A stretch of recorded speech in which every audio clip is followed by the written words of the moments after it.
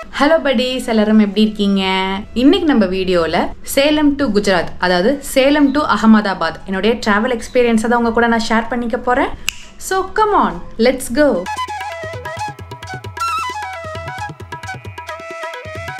நம்மளுடைய குஜராத் ட்ரிப் நாளைக்கு தான் ஃப்ரெண்ட்ஸ் ப்ராப்பரா ஸ்டார்ட் ஆகுது. பட் நம்ம சேலம்ல இருக்கறனால இன்னைக்கே போய் சென்னையில செட்டில் ஆயிடலாம்னு கிளம்பிட்டோம். நம்ம சேலம்ல இருந்து சென்னைக்கு பாத்தீங்கன்னா ஃளைட்ல தான் ஃப்ரெண்ட்ஸ் போக போறோம். நமக்கு இன்னைக்கு ஈவினிங் 5 மணிக்கு சேலம் ஏர்போர்ட்ல இருந்து ஃளைட் டேக் ஆஃப் பண்றாங்க. இங்க இருந்து 1 ஹவர்ல நம்ம சென்னை ரீச் ஆயிடலாம்.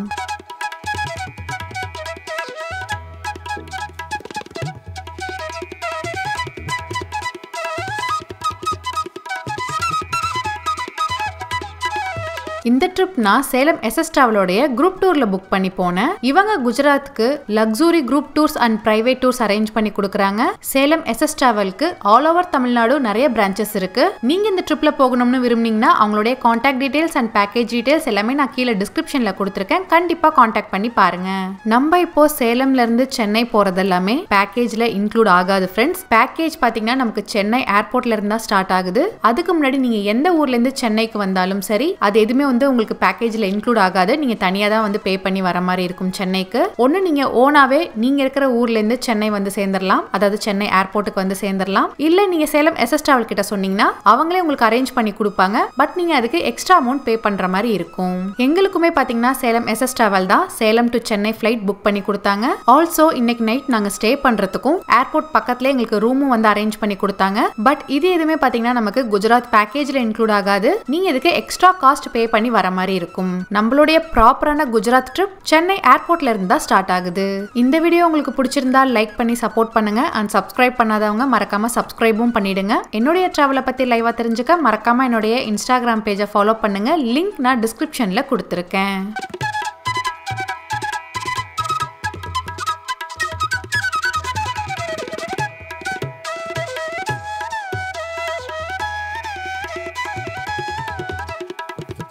நம்ம பாத்தீங்கன்னா சென்னை ஏர்போர்ட் வந்து சேர்ந்துட்டோம் ஃப்ரெண்ட்ஸ். இப்போ சென்னை ஏர்போர்ட்ல இருந்து நேரா நம்ம ரூமுக்கு தான் நடந்து போயிட்டு இருக்கோம். நமக்கு சேலம் எஸ்எஸ் டிராவல் பாத்தீங்கன்னா கிரேஸ் ரெசிடென்சில தான் ரூம் புக் பண்ணிருக்காங்க. இந்த ரெசிடென்சி பாத்தீங்கன்னா நமக்கு ஏர்போர்ட் மெட்ரோக்கு கீழேயே தான் ஃப்ரெண்ட்ஸ் இருக்கு. ஏர்போர்ட்டுக்கு ரொம்பவே பக்கம். அது மட்டும் இல்லாம ஃபுட்டுக்கும் பாத்தீங்கன்னா நீங்க எங்கேயுமே அலைய தேவையில்ல. கிரேஸ் ரெசிடென்சிக்கு அப்படியே ஆப்போசிட்ல தான் நமக்கு A to B இருக்கு. ஓகே ஃப்ரெண்ட்ஸ், செக் இன் ப்ரொசீஜர்லாம் முடிஞ்சது. இப்போ நம்ம ரூம் டூர் பார்க்கலாம். ரூம் பொறுத்தவரை பாத்தீங்கன்னா நமக்கு ஒரு காம்பாக்டான ரூம் தான். பட் நிறைய அம்யூனிட்டிஸ் வச்சிருந்தாங்க. ஆல்சோ நீட் அண்ட் கிளீனாவும் மெயின்டைன் பண்ணியிருந்தாங்க.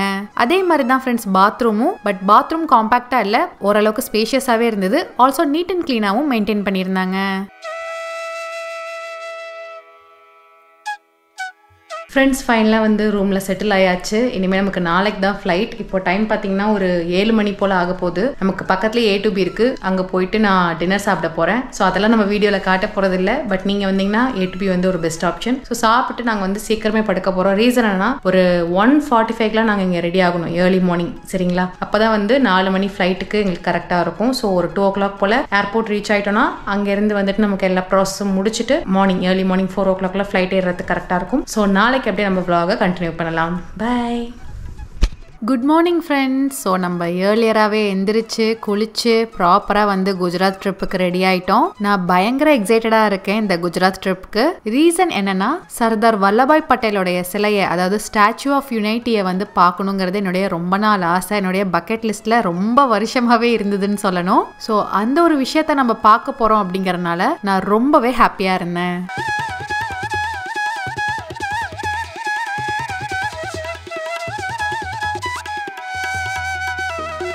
நமக்கு சேலம் எஸ்எஸ் டிராவல் பாத்தீங்கன்னா இண்டிகோ ஃபிளைட்ஸ்ல தான் ஃப்ரெண்ட்ஸ் டிக்கெட்ஸ் புக் பண்ணிருந்தாங்க. ஃபிளைட் டிக்கெட்டோட காஸ்ட் நம்மளுடைய குரூப் டூர் பேக்கேஜ்ல இன்க்ளூட் ஆயிடும். நமக்கு சென்னையில இருந்து ஏர்லி மார்னிங் 4 மணிக்கு ஃபிளைட் வந்து டேக் ஆஃப் பண்றாங்க, அதாவது டிபார்ட் பண்றாங்க. குஜராத்துக்கு பாத்தீங்கன்னா, அதாவது குஜராத்ல இருக்கிற அகமதாபாத்துக்கு பாத்தீங்கன்னா 2.5 மணி நேரத்துல ரீச் ஆயிடுவோம். அதாவது ஏர்லி மார்னிங் 6:30க்குலாம் நம்ம ரீச் ஆயிடுவோம்.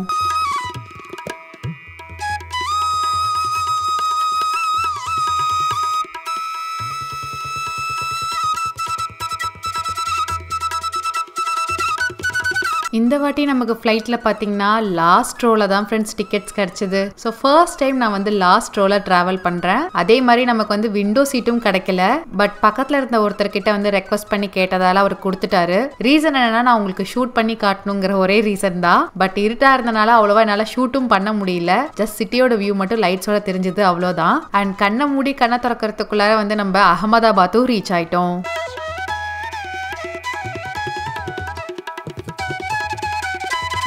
நான் பாத்தீங்கன்னா ஃபர்ஸ்ட் டைம் குஜராத் வரேன். அடுத்த 7 டேஸ்க்கு நம்ம குஜராத்ல இருக்கிற பல இடங்களை சுத்தி பார்த்து என்ஜாய் பண்ண போறோம். இந்த ட்ரிப் பாத்தீங்கன்னா குஜராத் பக்தி யாத்திரை தான். கிருஷ்ணர் சம்பந்தப்பட்ட பல இடங்களை இந்த ட்ரிப்ல நம்ம சுத்தி பார்க்க போறோம். குஜராத்குள்ள டிராவல் பண்றதுக்கு நமக்கு சேலம் எஸ்எஸ் டிராவல் பாத்தீங்கன்னா ஃபோர்ஸ் அர்பானியா தான் நமக்கு அரேஞ்ச் பண்ணியிருந்தாங்க ஃப்ரெண்ட்ஸ். ரொம்பவே ஒரு சொஃபஸ்டிகேட்டடான வெஹிக்கிள் வித் ஏசியோட. ஸோ நமக்கு அந்த டிராவல் பண்ற அலுப்பே சுத்தமா தெரியாது. ஃபர்ஸ்ட் பாத்தீங்கன்னா ரெஃப்ரெஷ் ஆகிறதுக்கு ஒரு இடத்துக்கு நம்மள கூட்டிட்டு போனாங்க ஃப்ரெண்ட்ஸ். பட் நாங்க வந்து ஆல்ரெடி குளிச்சுட்டு வந்தனால நாங்க அங்க ரெஃப்ரெஷ் ஆகல. ரெஃப்ரெஷ் ஆகி முடிச்சதை நம்ம ஸ்ட்ரைட்டா பாத்தீங்கன்னா சாப்பிட்றதுக்கு தான் போனோம். Morning breakfast. ஸோ அதுவும் பாத்தீங்கன்னா நமக்கு ஒரு தமிழ் ரெஸ்டாரண்ட்டுக்கு தான் கூட்டிட்டு போனாங்க. ஸோ காலையில பாத்தீங்கன்னா சுட சுட நல்லா இட்லி சாப்பிட்டுட்டு அடுத்து நம்ம சைட் சீயிங் ஜர்னியை கண்டினியூ பண்ண ஆரம்பிச்சிட்டோம். இப்போ நம்ம ஃபர்ஸ்ட் பார்க்க போற பிளேஸ் டாக்கோர் துவாரகா.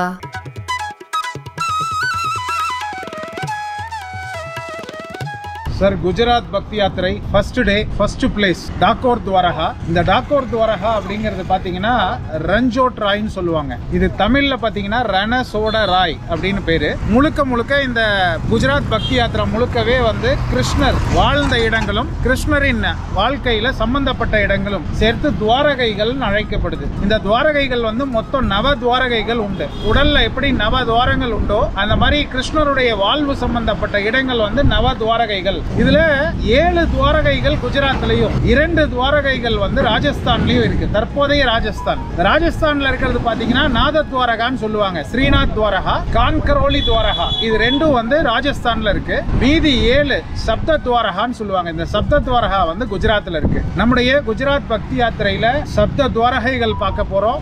2 ஜோதிர்லிங்கம் பார்க்க போறோம். அப்புறம் பட்டேல் ஸ்டாச்சு பார்க்க போறோம். தண்ணீர் வழிவிடக்கூடிய அந்த நிஷ்கலங் மகாதேவ் கோயில் பார்க்க போறோம். இன்னும் நிறைய பார்க்க போறோம். காந்தி பிறந்த வீடு பார்க்க போறோம். நிறைய பார்க்க போறோம். அதுல முதலாவதா நம்ம வந்திருக்கிற இந்த பிளேஸ் பேர் பாத்தீங்க அப்படின்னா என்ன சொன்னேன், டாக்கோர் துவாரகா. இந்த டாக்கோர் துவாரகால ரணசோட ராய்னு ஏன் இந்த இறைவன் அழைக்கிறாங்க?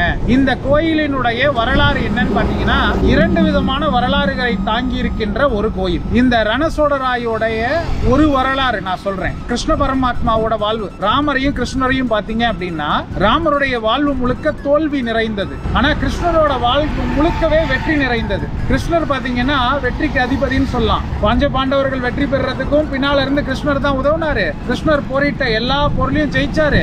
இவ்வளவு பெருமை மிக்க கிருஷ்ணர் ஒரு இடத்துல புறமுதுகிட்டு ஓடினார். அந்த இடம் தான் இந்த டாக்கோர். அது என்ன கதை அப்படின்னா உங்களுக்கு எல்லாம் தெரியும். கண்ணன் பிறப்பே வந்து ரொம்ப போராட்டமான பிறப்பு. 8வது மகனா பிறக்கிறாரு கம்சனுடைய தங்கைக்கு. கம்சனுடைய தங்கையின் மகன் தான் கம்சனுக்கு யமனா மாற போறான்னு விஷயம் கேள்விப்பட்டு கம்சன் தன்னுடைய தங்கையையும் தங்கை கணவரையும் சிறையில் அடைத்து வரிசையா குழந்தைகளை கொண்டுட்டு இருக்கான். ஆனா இறை அருளால் இவர் தப்பி பிழைத்து வேற வீட்டுக்கு மாறி இவரு வளர்ந்து வந்து இந்த கம்சனின் மீது படையெடுத்து கம்சனை கொன்னுறார். இதனால பாதிக்கப்பட்டது யாருன்னா கம்சனுடைய 2 மனைவிகள். 2 மனைவிகளும் சகோதரிகள். இவரோட கம்சனுடைய மாமா பேரு ஜராசந்தன். இந்த ஜராசந்தன் என்ன பண்றாரு, 17 முறை படையெடுக்கிறார். இந்த 17 முறையும் கண்ணனிடமும் பலராமனிடமும் தோற்று ஓடுறார். 18வது முறை என்ன பண்றாரு, ஜராசந்தன் ஒரு புத்திசாலித்தனமான ஒரு முடிவுக்கு வர்றார். யவன மன்னன் ஒருத்தனை தூண்டிவிட்டு கண்ணனுக்கு எதிராக படையெடுக்க அனுப்புறார். ஆனா ஒரு நாள் இரவு கண்ணனும் பலராமனும் பேசிட்டு இருக்காங்க யமுனை நதிக்கரையில உட்கார்ந்து. பலராமன் பெருமையா சொல்றாரு, கண்ணா நம்ம பாத்தியா நம்முடைய தாத்தா யாரு, ஜராசந்தன் வந்து தாத்தாவை 17 முறை தோற்கடிச்சிட்டோம் பாத்தியா, எவ்வளவு வீரமா இருக்கிற நீ அப்படிங்கும் போது கண்ணன் சொல்ற, அப்படி நம்முடைய வெற்றியை மட்டும் நீ பாக்குற பலராமா, ஆனா உண்மையில நம்ம இந்த 17 முறை நம்முடைய யாதவ மக்கள் வந்து கடும் துயரத்திற்கு ஆளாகி இருக்காங்க. இதுக்கு ஒரு முடிவு கட்டணும்னு நான் நினைக்கிறேன். இனி போர்னு வந்தா நீங்க யாரும் வரக்கூடாது, நான் மட்டும்தான் போவேங்கிறார். அந்த போருக்கு முடிவு கட்ட வேண்டி அவர் செய்த காரியம் என்ன அப்படின்னா, இந்த யவன மன்னன் 3 லட்சம் யவன வீரர்களோடு படையெடுத்து வர்றான். கண்ணன் மேல படையெடுத்து வர்றான். யார் யாரையும் வரக்கூடாதுன்னு சொல்லிட்டு கண்ணன் மட்டும் அந்த போர்க்களத்துக்கு போறாரு. தூரத்துல யவன மன்னன் பாக்குறான், கண்ணன் வர்றாரு, கிருஷ்ணர் பகவான் ஸ்ரீகிருஷ்ணர் வர்றாரு. எப்படி வர்றாருன்னா ஒரு அழகான ஒரு தாமரை மாலையை அணிஞ்சு ஒரு அழகா வந்து நிக்கிறாரு. போர் அறிவிச்சு இவன் முன்னால மூவ் ஆனவனையே கிருஷ்ணர் என்ன பண்றாரு, முன்னால் அடி எடுத்து வைக்கிறதுக்கு பதிலாக டேர்ன் ஆகி வேகமா ஓட ஆரம்பிக்கிறாரு. யவன மன்னனுக்கு ஆச்சரியம், ஒரு போர்க்களத்துல வந்து புறமுதுகிட்டு ஓடுற இவனை போயா பெரிய வீரன் 17 முறை இவன் வெற்றி பெற வச்சான்னு எல்லாம் பேசுறாங்க அப்படின்ட்டு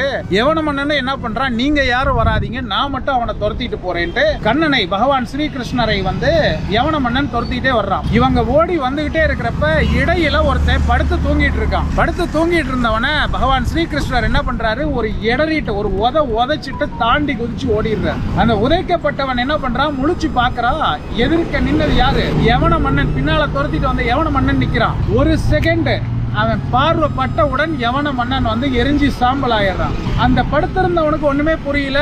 திரும்பி பார்க்கறான், ஸ்ரீகிருஷ்ணர் நிக்கிறாரு, பகவான் ஸ்ரீகிருஷ்ணர் நிக்கிறாரு. கண்ணா அப்படின்னு வணங்கிட்டு என்ன நடந்ததுன்னு கேட்கிறான். சுவாமி சொல்றாரு, உனக்கு அந்த கதை வேணுமா, என்னோட அருள் வேணுமான்னு கேட்கிறாரு. உங்க அருள் தான் வேணும், சரணாகதிங்கிறான். அந்த படுத்திருந்தவன் யார் தெரியுமா, படுத்திருந்தவன் யாருன்னா பார்க்கடலை கடையும் போது தேவேந்திரனுக்கு உதவியாக இருந்தவன், பேர் முசுகுந்தன். இந்த முசுகுந்தன் வந்து தேவேந்திரனுக்கும் தேவர்களுக்கும் உதவியா இருந்து அந்த அமிர்த கலசத்தை தேவர்கள் பெறுவதற்கு உதவியவன். இதனால அவன் பல 1000 ஆண்டுகள் தூக்கம் இல்லாம இருந்தான். தேவேந்திரன் அந்த அமிர்த கலசத்தை பெற்றவுடன் உனக்கு ஏதாவது அருள் பாலிக்கணும்னு விரும்புறேன், உனக்கு என்ன வேணும்னு கேட்கிறப்ப அந்த முசுகுந்தன் கேட்கிறான், நான் தூங்காம ரொம்ப மன உளைச்சல்ல இருக்கேன், எனக்கு தூக்க வேணும்னு கேட்கிறான். நீ உறங்கும் போது நீ போய் நல்லா உறங்கும் போது எவனாவது உன்னை டிஸ்டர்ப் பண்ணானா நீ கண்ணை முழிச்சு பார்த்தனா உன் பார்வை பட்டவன் சாம்பல் ஆயிடுவான். இந்த விஷயம் பகவான் ஸ்ரீகிருஷ்ணருக்கு தெரியும். அதனால வந்த யவன மன்னனை ஸ்ரீகிருஷ்ணர் வதம் செய்யாமல் இவனை இடறி விட்டுட்டு, பகவான் ஸ்ரீகிருஷ்ணர் யாரு, மதியுக மந்திரி, அவரு இடறி விட்டுட்டு அவர் வந்து இந்த மாதிரி அவனை சாம்பலாக்கிட்டாரு.